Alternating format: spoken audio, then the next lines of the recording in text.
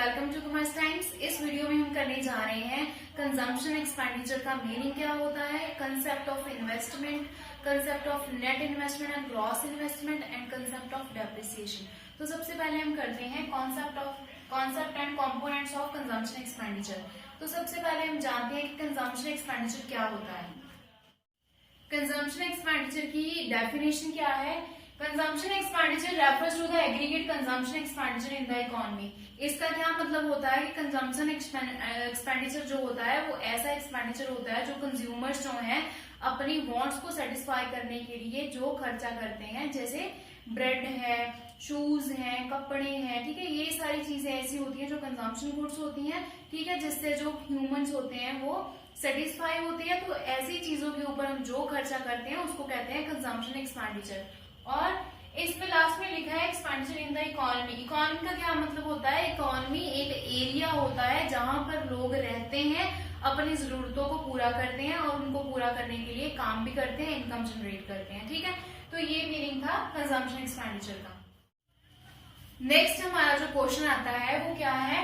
Who are the consumers in the economy. Economy में कौन कौन से कंज्यूमर्स हैं जो कंजम्पशन एक्सपेंडिचर करते हैं, ठीक है। तीन तरह के कंज्यूमर्स हैं। फर्स्ट है हाउस होल्ड, सेकेंड है गवर्नमेंट एंड थर्ड है नॉन प्रॉफिट प्राइवेट इंस्टीट्यूशन। से क्या होते हैं? फर्स्ट जो है हाउस होल्ड। हाउस होल्ड में क्या आता है? हाउस होल्ड में ऐसे एक्सपेंडिचर आते हैं जितने भी हम अपने ऊपर करते हैं, जितने भी ह्यूमंस जो है अपने आपके लिए करते हैं। जैसे हम कोई खाने के लिए चीज लेते हैं, पहनने के लिए चीज लेते हैं, अपना मतलब रहन सहन के लिए जितना भी हम एक्सपेंडिचर करते हैं, कंजम्पशन गुड्स परचेज करते हैं, उसके ऊपर जितना भी सारा खर्चा आता है वो क्या होता है? Consumption expenditure. सेकेंड नंबर पे आता है गवर्नमेंट। गवर्नमेंट के क्या क्या खर्चे हो सकते हैं? जैसे जो गवर्नमेंट है, जो गवर्नमेंट स्कूल्स होते हैं वहां पर मिड डे मील देती है, मतलब कि लंच देती है। जो उसके ऊपर एक्सपेंडिचर होता है वो कौन करता है? गवर्नमेंट करती है। जहाँ फिर कई स्कूल्स में जो कहीं पर जो गवर्नमेंट है वो बैग देती है, फ्री बुक्स देती है, तो वो सारा एक्सपेंडिचर कौन करता है? गवर्नमेंट करती है, ठीक है। नेक्स्ट हमारा जो आता है नॉन प्रॉफिट प्राइवेट इंस्टीट्यूशंस। ये जो होते हैं प्राइवेट इंस्टीट्यूशंस होते हैं जिनका जो मेन काम होता है वो चैरिटी और वेलफेयर ऑफ सोसाइटी होता है, ठीक है। इसके लिए जो एक्सपेंडिचर होता है वो किसके अंदर आता है? Non profit private institutions. Like कोई एनजीओ है, कोई नॉन प्रॉफिट ऑर्गेनाइजेशंस है, ठीक है, कोई गुरुद्वारास हैं, मंदिर हैं, मस्जिद हैं, ठीक है, जो कि हमारी सोसाइटी की भलाई के लिए कोई काम करती हैं, कोई एक्सपेंडिचर करती हैं। तो वो किसमें ये तीनों चीजें आ जाती हैं? House hold, government and non profit private institutions किसमें आता है? ये क्या है? तीनों मेन कंज्यूमर्स हैं इकोनॉमी में। नेक्स्ट हम करते हैं concept and component of investment, ठीक है। इन्वेस्टमेंट क्या है? डेफिनेशन ऑफ इन्वेस्टमेंट करते हैं। सबसे पहले क्या होती है? Investment refers to the increase in the stock of capital. Investment क्या होती है? कुछ ऐसी चीज होती है जिससे हमारी जो कैपिटल की वैल्यू है वो इंक्रीज हो जाती है। फॉर एग्जाम्पल आज मेरी पॉकेट में ₹1 लाख पड़े हुए हैं, ठीक है, तो वो मेरी पॉकेट में चाहे अभी मैं रखूं और मैं कल देखूं तो भी वो 1 लाख ही होंगे। अगर वो मैं 3 महीने बाद चेक करूं तभी वो 1 लाख होंगे, ठीक है। अगर मैं 1 या 2 साल के बाद भी चेक करूं तो सेम वो 1 लाख के 1 लाख ही पड़े रहेंगे, ठीक है, जब तक मैं उनको कहीं पर लगाती नहीं हूँ। तो वही जो 1 लाख रुपया है मैं उठाकर अपने बैंक में जमा करवा देती हूँ, बैंक अकाउंट में, तो वहां से मेरे को कुछ ना कुछ इंटरेस्ट मिलेगा, जैसे जिससे मेरी क्या होगी, मेरी जो ₹1 लाख अमाउंट है उस पे इंटरेस्ट लग के उसमें जो इंक्रीज आ जाएगा मनी वैल्यू में, ठीक है। तो वो एक तरह की इन्वेस्टमेंट होगी। अगर मैं अपने सेम पैसे वहीं पर रखती हूँ, अपने पास रखती हूँ, तो वो किसी भी तरह की इन्वेस्टमेंट नहीं है। अगर मैं अपने पैसे से कोई चीज खरीद लेती हूँ तो वो एक तरह की इन्वेस्टमेंट हो जाती है। एज इट इज मैं अपने बैंक में जमा करवा देती हूँ तो वो भी एक तरह की इन्वेस्टमेंट है, ठीक है। नेक्स्ट हमारा एक छोटा सा फॉर्मूला है एग्रीगेट कंजम्पशन एक्सपेंडिचर का, जो क्या है, जिसमें आता है aggregate consumption expenditure is equal to consumption expenditure by the household, consumption expenditure by the government and consumption expenditure by the non profit private institutions. ये आपको कई बार 1 या 2 नंबर में पेपर में आ सकता है, लेकिन अभी तक आया नहीं है। और नॉन प्रॉफिट प्राइवेट इंस्टीट्यूशंस में क्या क्या आता है? एनजीओ, टेम्पल्स एंड अदर्स, जो भी चीजें आती हैं। नेक्स्ट हम करते हैं concept and component of investment. ठीक है, इन्वेस्टमेंट क्या है, डेफिनेशन ऑफ इन्वेस्टमेंट करते हैं। सबसे पहले क्या होती है, investment refers to the increase in the stock of capital. Investment क्या होती है, कुछ ऐसी चीज होती है जिससे हमारी जो कैपिटल की वैल्यू है वो इंक्रीज हो जाती है। फॉर एग्जाम्पल, आज मेरी पॉकेट में ₹1 लाख पड़े हुए हैं। ठीक है, तो वो मेरी पॉकेट में चाहे अभी मैं रखूं और मैं कल देखूं तो भी वो 1 लाख ही होंगे। अगर वो मैं 3 महीने बाद चेक करूं तभी वो 1 लाख होंगे। ठीक है, अगर मैं 1 या 2 साल के बाद भी चेक करूं तो सेम वो 1 लाख के 1 लाख ही पड़े रहेंगे। ठीक है, जब तक मैं उनको कहीं पर लगाती नहीं हूँ। तो वही जो 1 लाख रुपया है मैं उठाकर अपने बैंक में जमा करवा देती हूँ, बैंक अकाउंट में, तो वहां से मेरे को कुछ ना कुछ इंटरेस्ट मिलेगा, जैसे जिससे मेरी क्या होगी, मेरी जो ₹1 लाख अमाउंट है उस पे इंटरेस्ट लग के उसमें जो इंक्रीज आ जाएगा मनी वैल्यू में। ठीक है, तो वो एक तरह की इन्वेस्टमेंट होगी। अगर मैं अपने सेम पैसे वहीं पर रखती हूँ, अपने पास रखती हूँ, तो वो किसी भी तरह की इन्वेस्टमेंट नहीं है। अगर मैं अपने पैसे से कोई चीज खरीद लेती हूँ तो वो एक तरह की इन्वेस्टमेंट हो जाती है। एज इट इज मैं अपने बैंक में जमा करवा देती हूँ तो वो भी एक तरह की इन्वेस्टमेंट है। ठीक है, नेक्स्ट हम करते हैं इन्वेस्टमेंट की टाइप्स। ठीक है, जो इन्वेस्टमेंट होती है वो 2 टाइप्स की होती है। एक होती है फिक्स इन्वेस्टमेंट, दूसरी होती है इन्वेंटरी इन्वेस्टमेंट।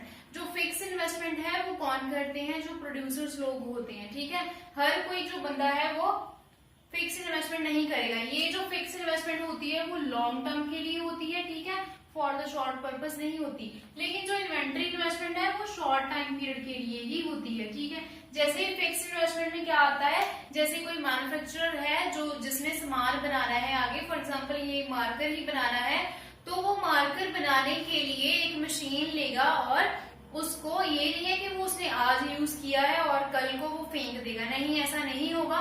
वो उसको बनाने के लिए लगातार 10-12 साल जितनी भी उस मशीनरी की वैल्यू होगी, जितना भी टाइम वो निकालेगी, वो क्या होगी, उसकी फिक्स इन्वेस्टमेंट होगी। वो एक बार उसको करके फिक्स इन्वेस्टमेंट को वो लॉन्ग टाइम पे उसका जो बेनिफिट लेगा।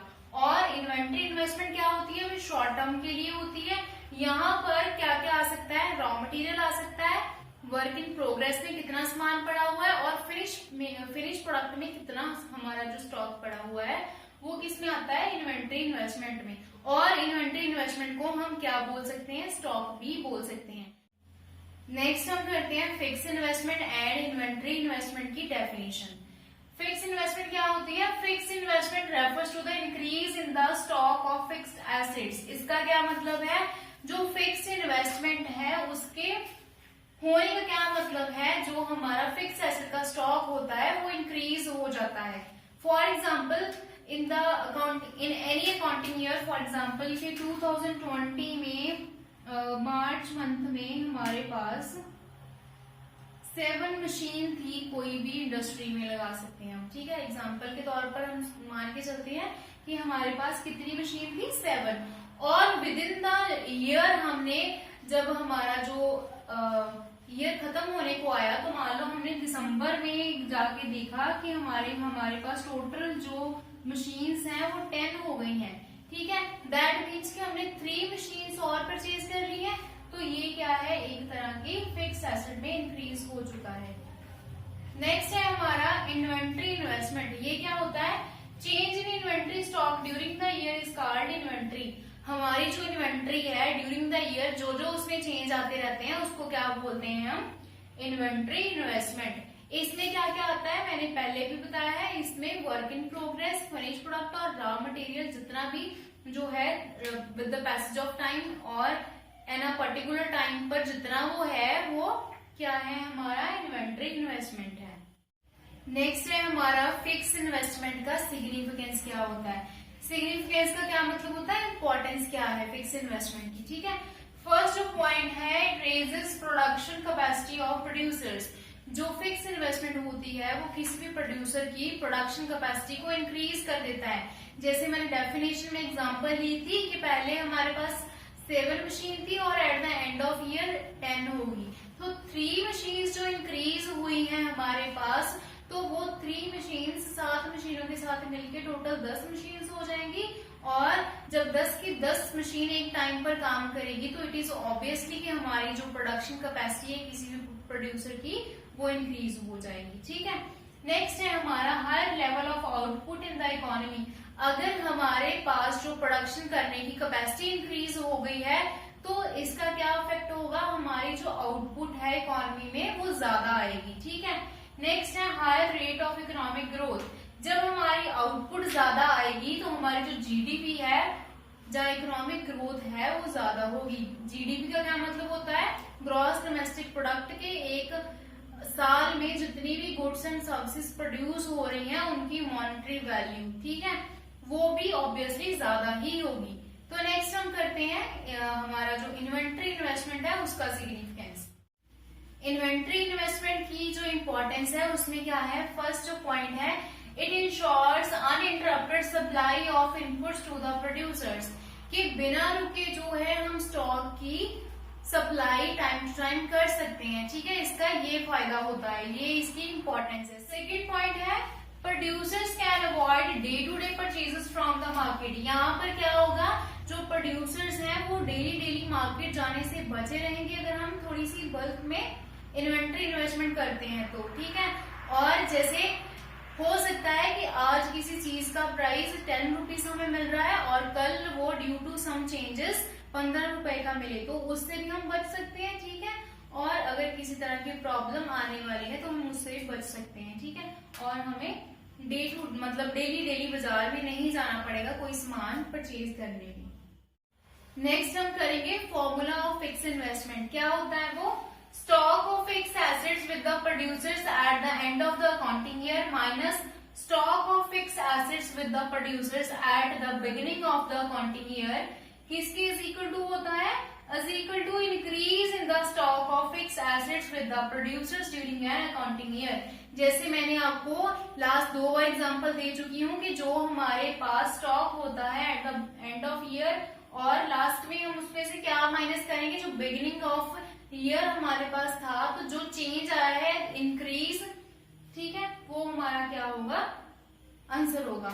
As it is inventory investment का भी फॉर्मूला होता है, उसमें क्या होता है, inventory stock at the end of accounting year minus inventory stock at the beginning of year is equal to change in inventory stock.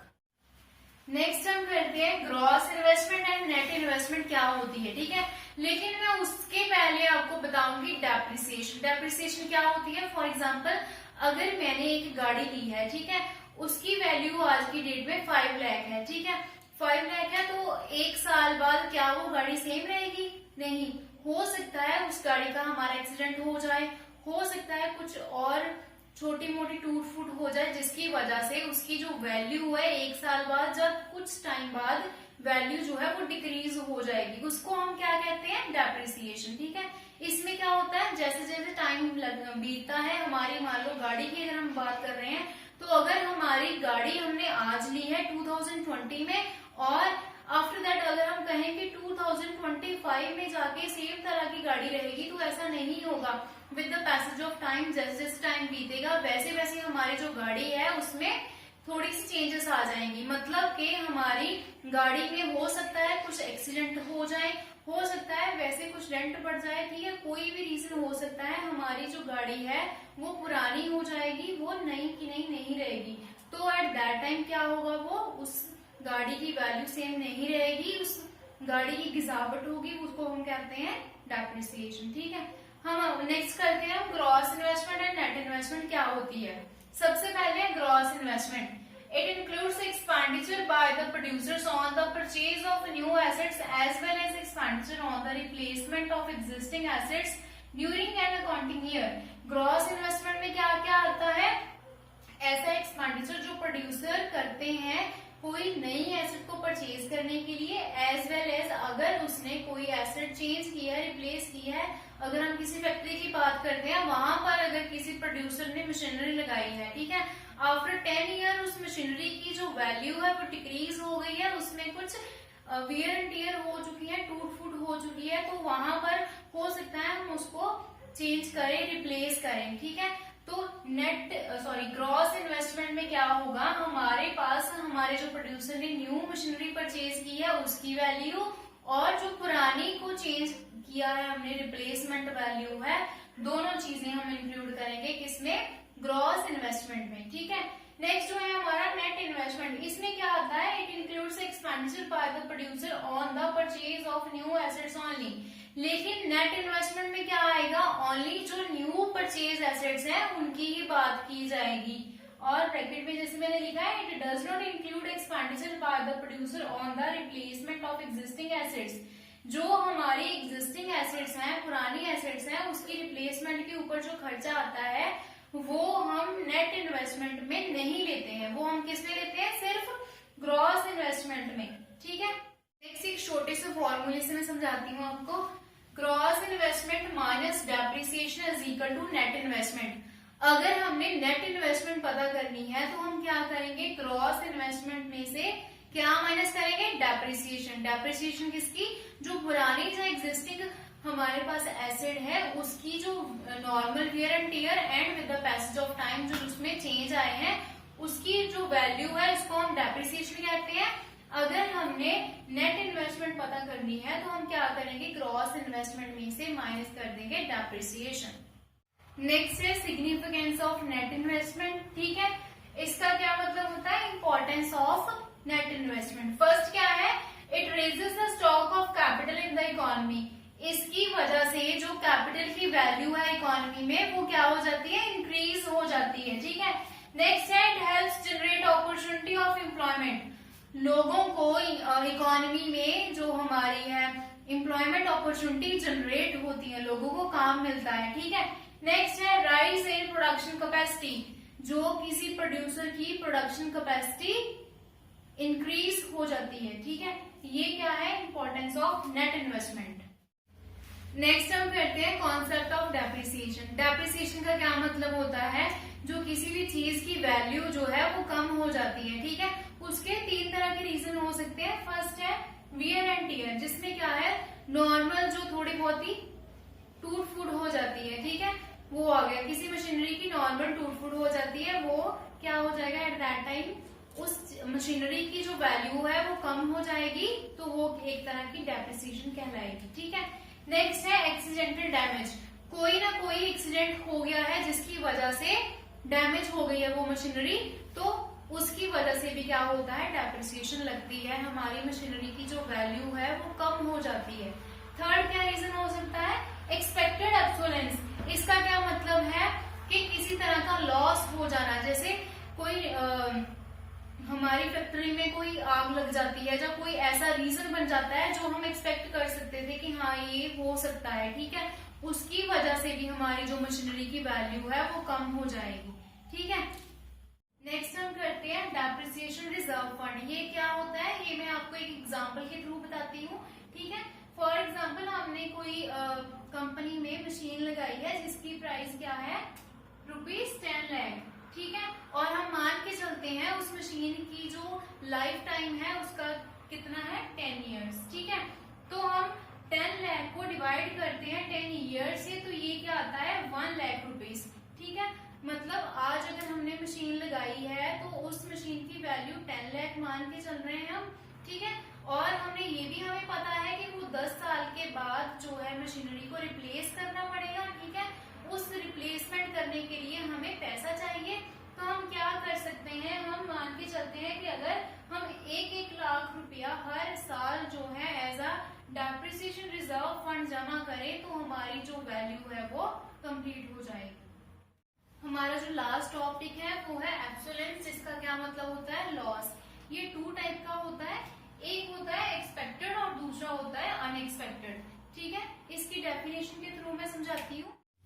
हमारा जो एक्सपेक्टेड लॉस होता है उसकी डेफिनेशन क्या है, it refers to a fall in value of fix asset due to change in technology और change in demand. इसका क्या मतलब है, हमें पता होता है कि एक टाइम के बाद टेक्नोलॉजी में चेंज आ सकता है और डिमांड में चेंज आ सकता है, तो ये हमें पता ही होता है। तो इससे क्या होता है, हमारी जो फिक्स एसेट्स है उनकी जो वैल्यू है उसमें फॉल आ जाता है, ठीक है। नेक्स्ट है, it is a part of depreciation. जो ये एक्सपेक्टेड ऑब्सोलेंस है ये डेप्रिसिएशन का एक पार्ट है, और हम इसे कैसे मैनेज कर सकते हैं, it is manage through depreciation reserve fund. Depreciation reserve fund के थ्रू हम इसको मैनेज कर सकते हैं। नेक्स्ट है हमारा अनएक्सपेक्टेड एब्सोलेंस। इसमें क्या है, it refers to a fall in the value of fixed assets due to natural calamities और इकोनॉमिक रिसेशन। इसमें क्या है, लॉस होता है ड्यू टू नेचुरल कैलामिटीज के थ्रू, ठीक है। और it is not part of depreciation, ये डेप्रिसिएशन का पार्ट नहीं है, क्योंकि हमें नहीं पता कि कब कोई natural calamities like earthquakes, floods आके आ जाने हैं, और हमें वो क्या होगा, अगर हमें उससे कोई नुकसान होता है तो वो डेप्रिसिएशन का पार्ट नहीं होता, वो एक तरह का कैपिटल लॉस होता है, ठीक है। और manage through insurance of fixed assets, इसको हम अनएक्सपेक्टेड एब्सोलेंस को कैसे मैनेज कर सकते हैं, through insurance of fixed assets. जो हमारे फिक्स्ड एसेट्स होते हैं उनकी इंश्योरेंस करवा के हम इसको मैनेज कर सकते हैं। आई होप आपको समझ आ गया होगा। Thank you.